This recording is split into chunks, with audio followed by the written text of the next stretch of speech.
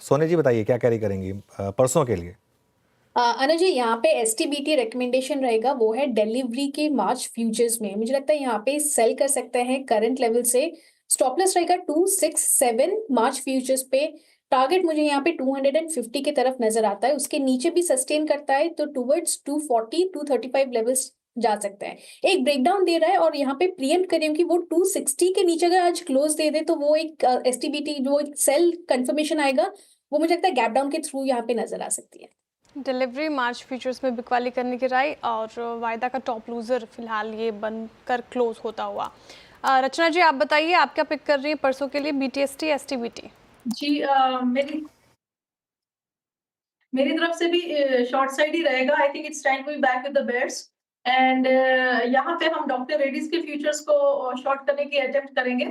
यहाँ पे फिलहाल जो प्राइस लेवल है वो करीब करीब 1133 के आसपास है। मैं मार्च के फ्यूचर्स की बात कर रही हूँ एंड मार्च के फ्यूचर्स के हिसाब से अगर हम यहाँ पे ऐसे लगाएंगे करीब 1145 का, तो डाउन साइड पे हमारा टारगेट होगा 1115 एंड 1100।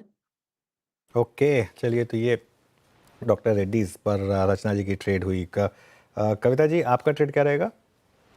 तो अनुज जी, गोदरेज सीपी पर एक एफएमसीजी से बाय ट्रेड लेकर जाएंगे जहाँ रिस्क रिवॉर्ड फेवरेबल होगा।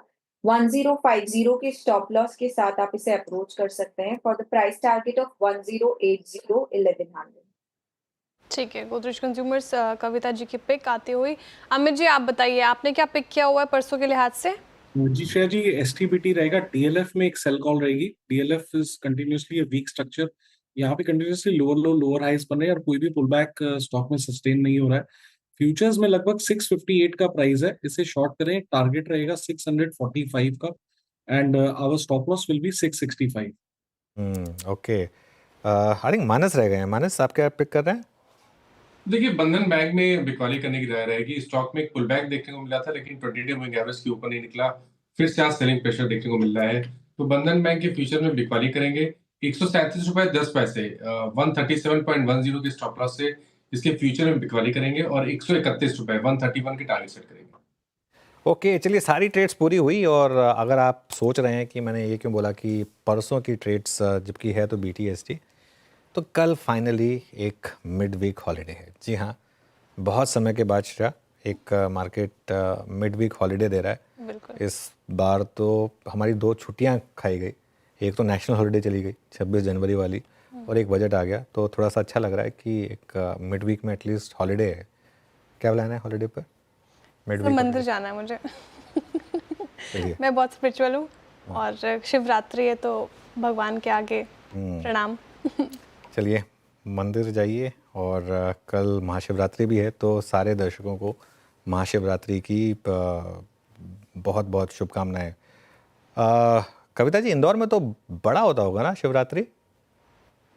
उज्जैन में काफी माहौल। हाँ, वही मैं अज्यूम कर रहा हूँ कि उज्जैन में काफ़ी बड़ा है, तो इंदौर में भी बड़ा ही होता होगा। एग्जैक्टली।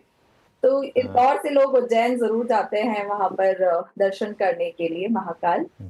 काफी अच्छा माहौल होता है। बिल्कुल। और कल महाकुंभ का भी आखिरी दिन है। जी, कल तो अगर आप नहीं जा पाए हैं तो बस यही आखिरी मौका है। रचना जी, आप गई थी क्या महाकुंभ? नहीं, महाकुंभ तो नहीं गए, पर कल शिवरात्रि के लिए पूजा वगैरह जरूर करेंगे। हाँ बिल्कुल, तो कल महाशिवरात्रि है और कल बाज़ार बंद है, तो इस चीज़ का ध्यान रखिएगा। और अब जो भी ट्रेड्स वगैरह हैं वो आप परसों ही निपटा पाएंगे। इसके लिए पता है, इनफैक्ट सर मैं पूरी कोशिश कर रही थी कि मैं इस शिवरात्रि उज्जैन जा पाऊँ, महाकाल जी के आशीर्वाद ले पाऊँ, पर सर्कमस्टेंसेस वैसे बने नहीं और मैं जा नहीं पाई। लेकिन अगली बार शिवरात्रि में ज़रूर जाऊँगी मैं उज्जैन। चलिए, तो इन शॉर्ट श्रेया ने बता दिया कि अगले साल पहली मैं रुमाल डाल दिया कि इस दिन पे मैं छुट्टी लूँगी। एनीवे, आगे बढ़ते हैं अब जरा और कुछ और स्टॉक्स की बात करते हैं। मिड कैप इंडेक्स, एक बार मिड कैप इंडेक्स का इंट्राडे लेकर आइए। बहुत ज़्यादा वीकनेस के साथ आज ये इंडेक्स बंद हो रहा है और डे लो पर, एकदम डे लो पर इंडेक्स बंद। हालांकि एडवांस डिक्लाइन ख़राब है लेकिन इतना ख़राब नहीं है, तो ये थोड़ी सी एक डायकॉटमी है आज ट्रेड में। एडवांस डिक्लाइन देखिए 1:1.5 का, हमने इससे काफ़ी ख़राब एडवांस डिक्लाइन देखा है उस हिसाब से। लेकिन अगर आप टॉप ट्रेडेड स्टॉक्स को अगर सॉर्ट करेंगे तो उसमें ब्रेथ इतनी ख़राब नहीं दिखेगी। उसमें इतने, इनफैक्ट उसमें तो काफ़ी स्टॉक्स हैं जो अच्छे खासे गेंस में भी हैं। एक बार स्टॉक लेकर आइए अदानी पावर का। आज अदानी पावर में अच्छे मूव्स थे, करीब करीब 6% के करीब ऊपर था। और आज एक और स्टॉक में क्यूरियस मूव आया, जी एंटरटेनमेंट। आप देखिए जी एंटरटेनमेंट, जी एफ से बाहर निकाल दिया गया था लेकिन अब 100 के नीचे आ गया है स्टॉक ये। और आई थिंक अब जो मैं एक बहुत समय से कह रहा था कि ये स्टॉक शायद हो सकता है डबल डिजिट में चला जाए, अब जा चुका है वहाँ पर। विशाल मेगा मार्ट, यहाँ पर थोड़ी सी बाइंग आ रही है। आज ये भी रिसेंट लिस्टिंग थी। ये भी स्टॉक एक ऐसा स्टॉक है जो अपने हाई से करेक्ट हुआ है काफ़ी। IPO एक शानदार लिस्टिंग के बाद ये भी स्टॉक काफ़ी करेक्ट हुआ था। आज यहाँ पर थोड़ी सी बाइंग आई है। मैं थोड़े से स्टॉक्स पिक कर रहा हूँ जहाँ पर थोड़ी सी इस समय स्ट्रेंथ आपको दिख रही है। जोमेटो एक और स्टॉक है जहाँ पर थोड़ी सी बाइंग है, तो यहाँ पर थोड़ा सा मोमेंटम दिखाई देगा आपको। लेकिन वेदांता लेकर आइए, जरा वेदांता पे बात हो जाए जरा, क्योंकि वेदांता काफ़ी वीकनेस दिखा रहा है अब। वेदांता पर कुछ अगर बात करें मानस, क्या भी होगा स्टॉक पर? देखिए, थोड़ा डिसअपॉइंट किया है मेटल क्षेत्र ने, क्योंकि अभी 2 या 3 दिन पहले हमने अच्छी खासी रैली देखी थी और वेदांता भी अपने 20-डे मूविंग एवरेज के ऊपर निकला था। लेकिन स्टॉक वहां सस्टेन नहीं हो पाया और अब जब सेलिंग प्रेशर देखने को मिल रहा है तो वहां पर ज्यादा वॉल्यूम देखने को मिल रहा है। तो स्ट्रक्चर तो डेफिनेटली नेगेटिव है और अब अगर ये 400 रुपए के नीचे फिसलेगा तो उसके नीचे करीब 25-30 रुपए का डाउन साइड देखने को मिल सकता है। तो अगर आपके पास लॉन्ग पोजीशन है तो 400 रुपए का स्टॉप लॉस लगा लीजिए। फ्रेश खरीदारी तो अब केवल ब्रेकआउट पे ऊपर की तरफ अगर 435 रुपए के ऊपर निकले तभी खरीदारी करनी चाहिए। ओके, तो चलिए ये इस समय वेदांता पर एक व्यू। F&O की बात करते हैं, दो चीज़ों पर बात करते हैं हम इस समय पर, एक तो बैन अपडेट और एक मार्केट ब्रेड्थ F&O की। पहले बैन की बात करते हैं क्योंकि बैन में काफ़ी अपडेट्स हैं। आज काफ़ी स्टॉक बैन में जा सकते हैं। मैं 1 घंटा पहले सोच रहा था कि ये एक यूनिक सीरीज है, यहाँ पे बहुत कम स्टॉक्स बैन में आए, तो सीधा 4 स्टॉक बैन में आने की तैयारी करते हुए Hindustan Copper 112%, SAIL 103%, Canara Bank 95% और बंधन बैंक 95%। ये 4 स्टॉक्स बैन में आने की तैयारी कर रहे हैं। एक स्टॉक जो बैन से बाहर आने की तैयारी कर रहा है और इस स्टॉक पर मैं व्यू जानना चाहूँगा। कविता जी आप निकालिए इसका चार्ट, चंबल फर्टिलाइजर्स का।